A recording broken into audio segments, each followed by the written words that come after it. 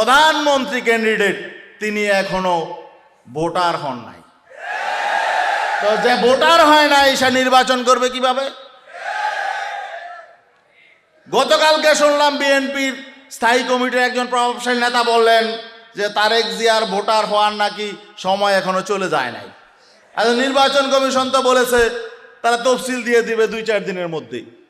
তাহলে কিভাবে ভোটার হবে? ওনার জন্য কি আবার স্পেশাল আলাদা আইন তৈরি করা হবে?